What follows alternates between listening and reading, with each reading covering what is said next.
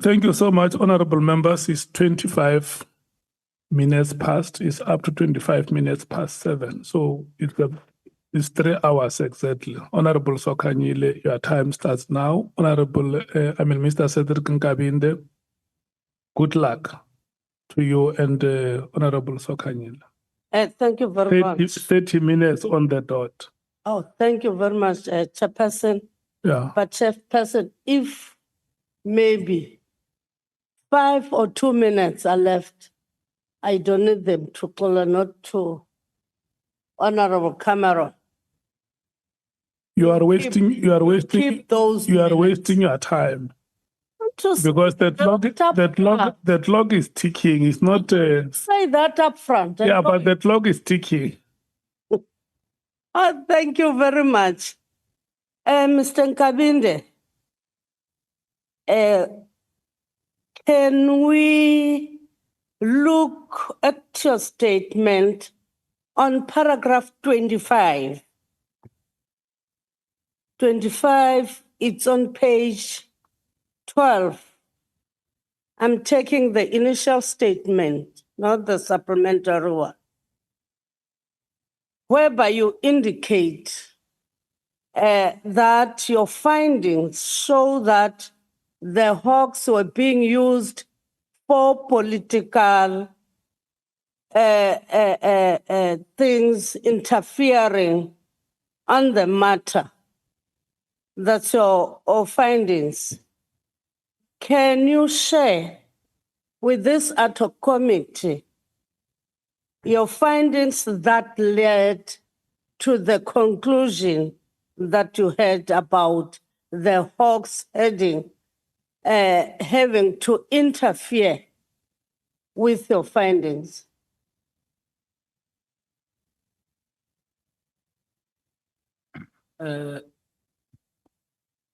The hawks never interfered with my findings. But during my investigation and those several interviews, were that reopening of a case which was declined 5 years ago. What was the valid reason? So that what I got, that it's a political interference. That was a pressure from externally. But the political interference, that's what I gathered.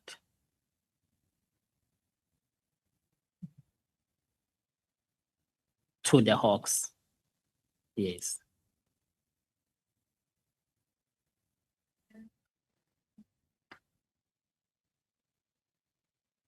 IPID, through my report, this was our recommendations that if indeed there are reasonable reasons to reopen a case, these are the legal steps you need to follow.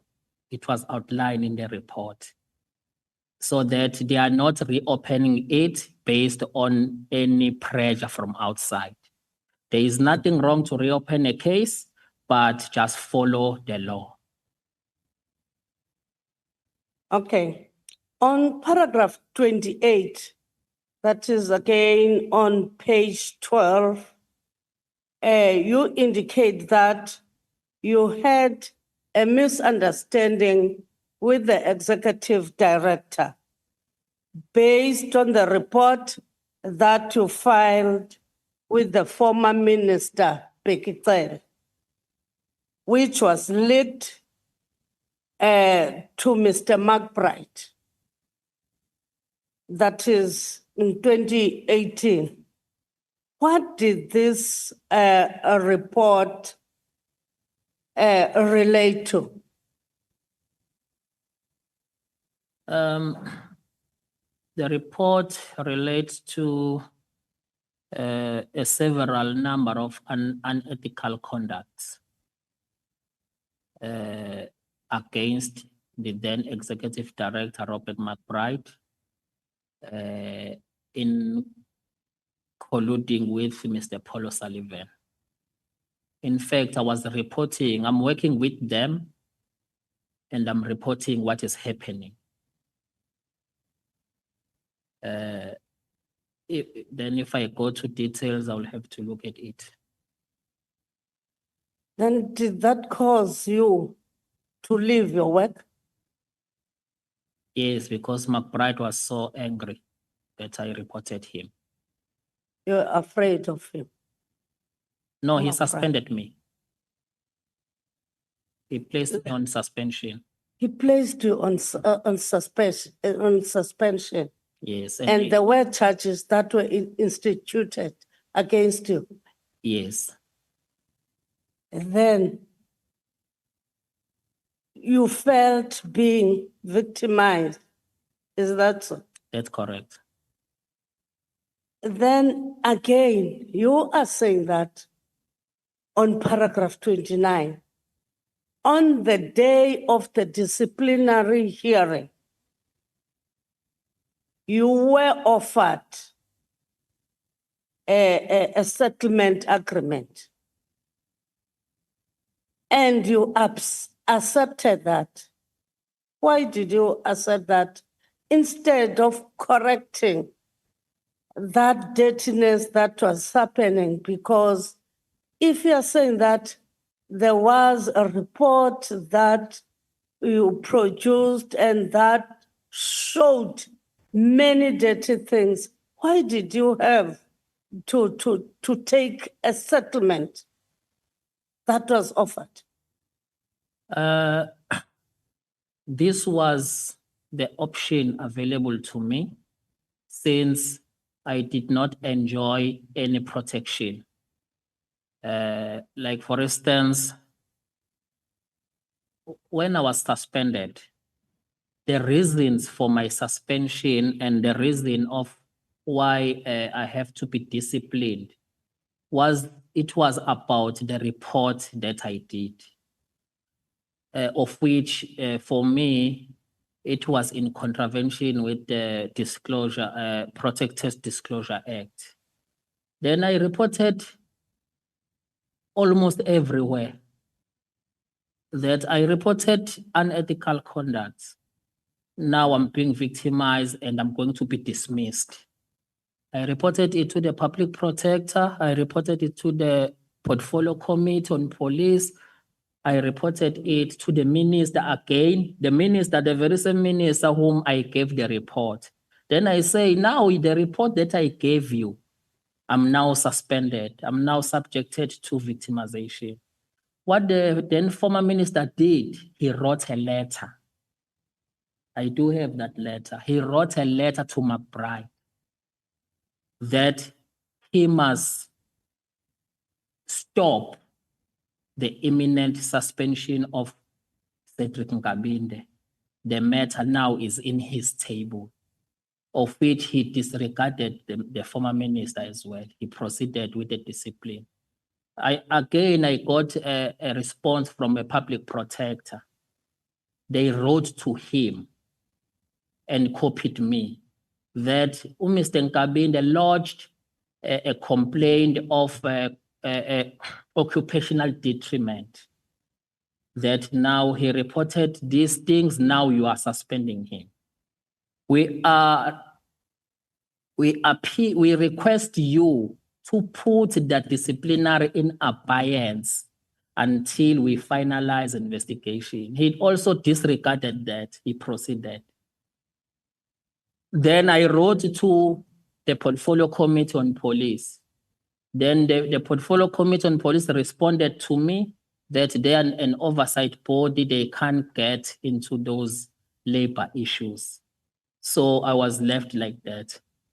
Now you are facing a disciplinary of which you already know it's a concocted trump-up charges against you. And you show you are going to be dismissed, whether you're right or wrong. And then this is an offer. What is that offer? this is now an offer during the disciplinary hearing. Before we even commence with the disciplinary hearing, McBride arrived in that venue. He came and stopped the hearing and proposed the settlement agreement that How much? He gave you how much? No. The offer was that we are going to withdraw all charges against you. We are going to withdraw. We're going to stop all this thing. You must resign. Let us part ways. So that was an offer. Then I must also withdraw all my occupational detriment complaints. I think they were all over, my complaints. The So the offer was one-sided. the You op- must resign. Yes, And then in turn of your resignation, we withdraw against you. Then meaning that it's you who was wrong then, who was on the wrong side of the law, if they are saying that. Because if you're saying that the report, it had an impact to McBride, but now their settlement offer, it's saying that you must resign, then they're going to drop everything. Why? Can't you see that it was one-sided and you'll be seen as a person who was wrong? it's not one-sided because the settlement agreement has nothing to do with the report. Uyanisitha ke ngoku. The settlement agreement had nothing to do with the report.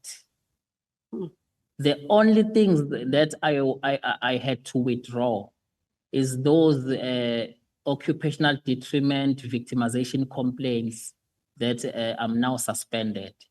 So, but my report, even today, my report stands.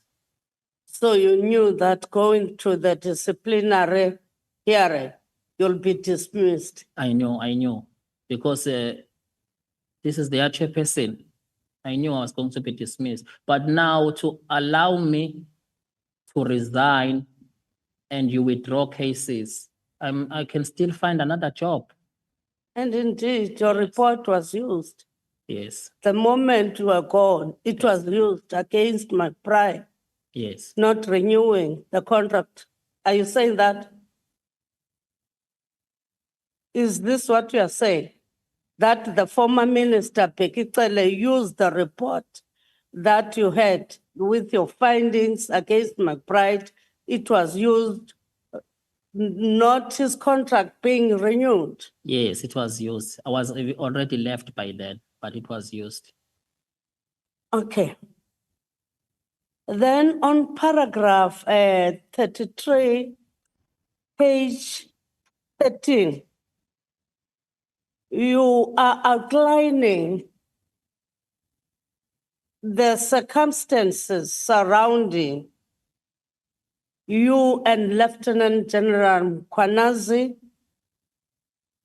visiting the minister at Mpangeni, Minister Mchunu.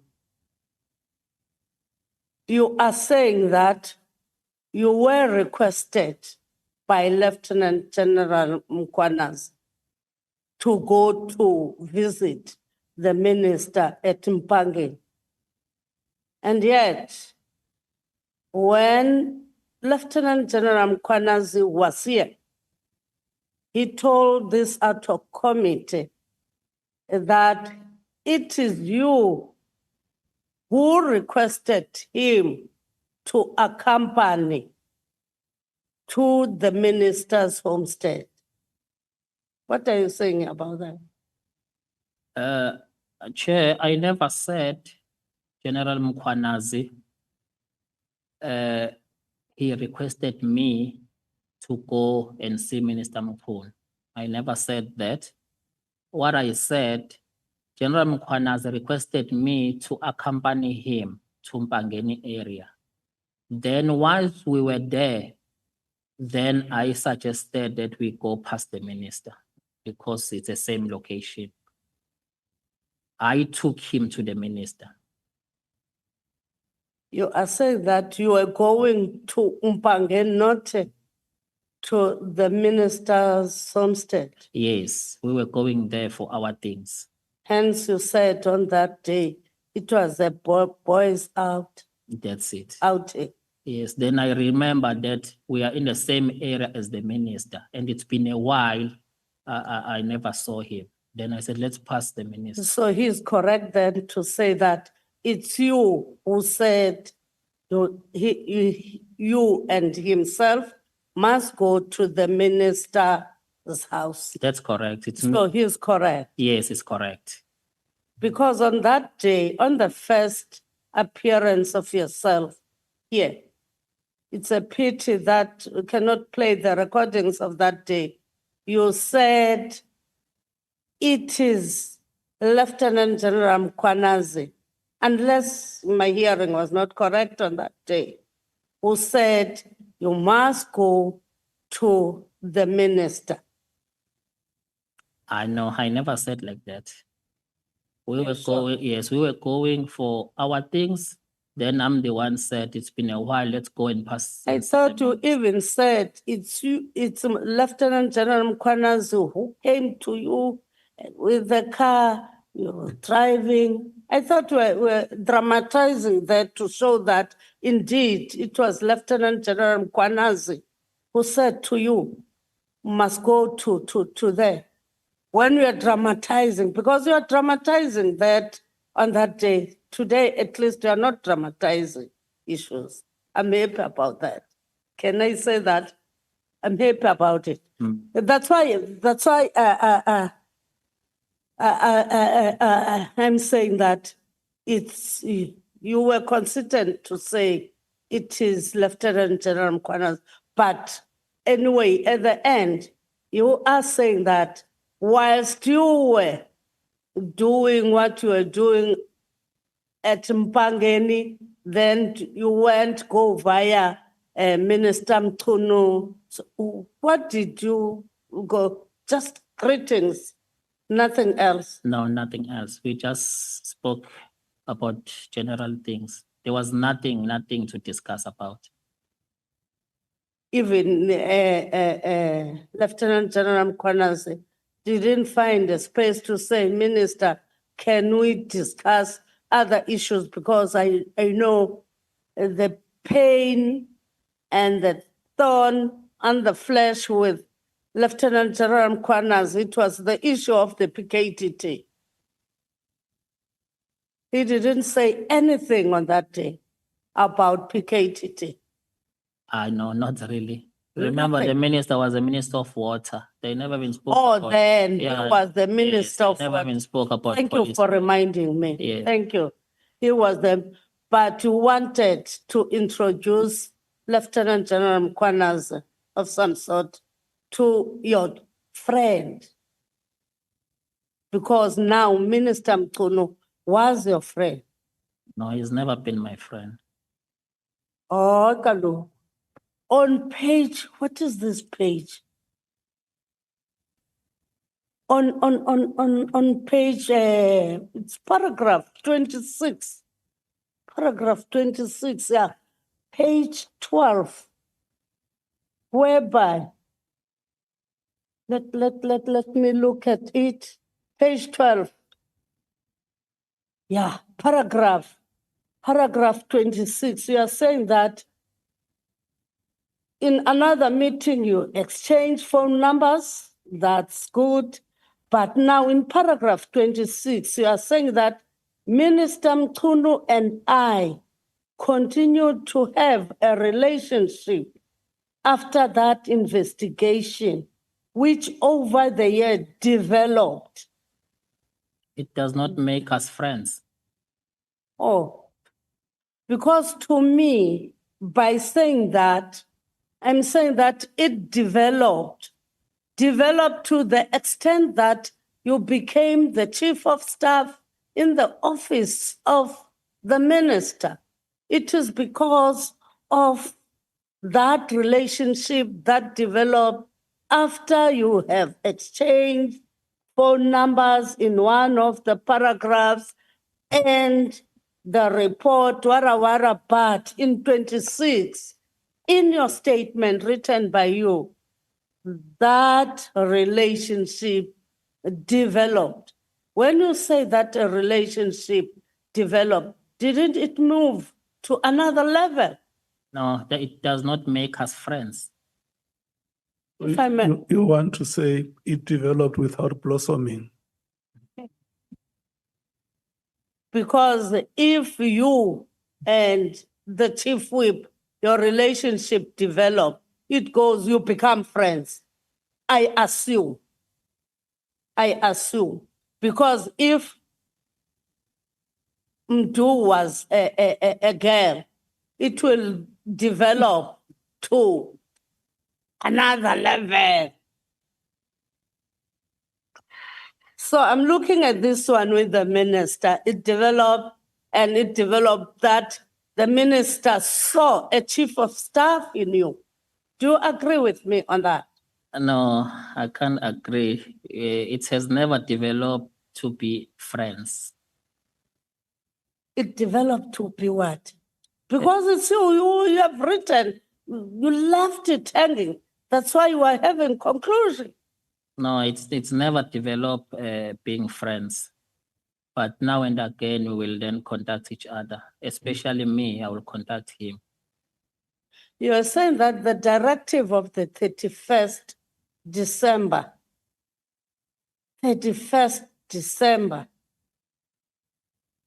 you know, when people are very much happy, we're busy in the office. And we're writing that directive. A directive maybe that has caused us to be having an ad hoc committee and a commission. And now, I just want to check. You were saying that the contents of that directive, they were written by you? The content of The directive No. of the 31st, that letter, it was written by the minister. they were written by the minister. Yes. Hence, you had again to send to the minister's private thing. You thought the minister didn't have that correspondence in that directive in his. No, I copied him so that whatever response he will also receive. Because when a person responds to the trail email, he will also see. You know, yesterday we had a lady here, Lady Mary de Haas. Lady Mary de Haas wrote a correspondence to the minister on the 31st October with the instruction to the minister to disband the PKTT immediately. Wara is saying all that. And the correspondence of the minister, they're having the exact words of the letter written by Mary de Haas. Is that a coincidence? I never checked the content of Mary de Haas. But the letters of the minister, they also come to you. Of Mary de Haas, I never received a Mary de Haas letter. Maybe I was not the Or officer. the minister, that one, he had hidden it from you. Because Mary de Haas wrote to the minister to immediately disband the PKTT. No, I never saw In fact, that the correspondence. words that are on the letter of Mary de Haas, those are the same words that are contained in the directive. No, I never saw it. I can't comment. That's why I'm telling you, it is because you didn't see it. No, I never saw Hence, it becomes a worry to us that someone who's not within the minister's office or working with subs, but to instruct the minister to disband the PKTT, it's worrisome. Thank you, Chair.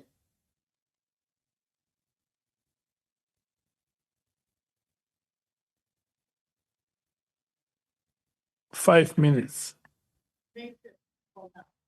No, the next speaker is Honorable Cameron.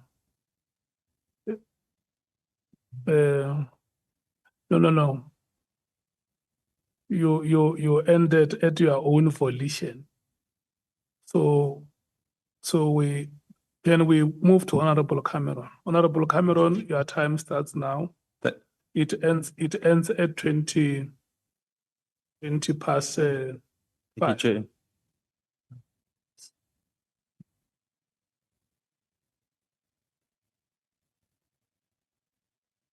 Let's move with speed and save time.